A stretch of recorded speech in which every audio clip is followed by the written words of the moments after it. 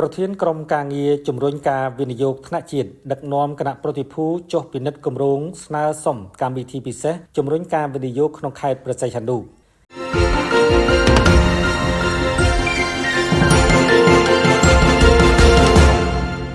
នៅតំបន់សេដ្ឋកិច្ចពិសេសក្រុងព្រះសីហនុនៅព្រឹកថ្ងៃទី26ខែធ្នូឆ្នាំ2025ឯក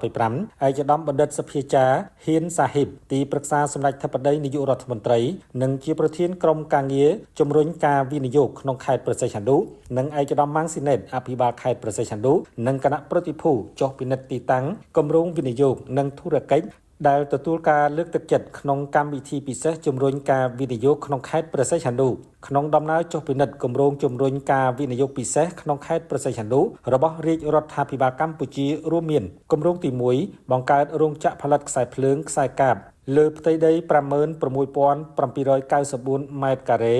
ជាមួយដើមទុនវិនិយោគសរុប$25 លាននិងបានវិនិយោគរួចប្រមាណជាង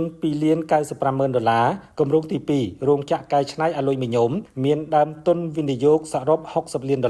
និងបានវិនិយោគរួចប្រមាណជាង$39,000លើផ្ទៃដីជាង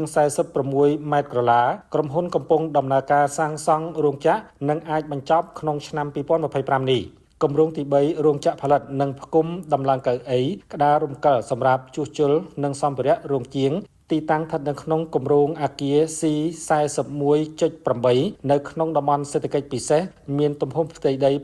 6,800 ម៉ែត្រការ៉េគម្រោងទី4រោងចក្រ Cambodia Sihanouk Warehouse Logistics មានទីតាំងស្ថិតនៅក្នុងតំបន់សេដ្ឋកិច្ចពិសេសក្រុងព្រះសីហនុសាងសង់លើផ្ទៃដីចំនួន16ហិកតាក្រុមហ៊ុនមានគម្រោងពង្រីកជំហានទី3បន្ថែមទៀតនៅក្នុងឆ្នាំ2027ខាងមុខហើយក្រុមហ៊ុនទាំង4គម្រោងស្ថិតនៅក្នុងតំបន់សេដ្ឋកិច្ចពិសេសក្រុងព្រះសីហនុមានទីតាំងស្ថិតនៅក្នុងភូមិពូធឿងសង្កាត់បិត្រាំងក្រុងកំពង់សោមខេត្តព្រះសីហនុ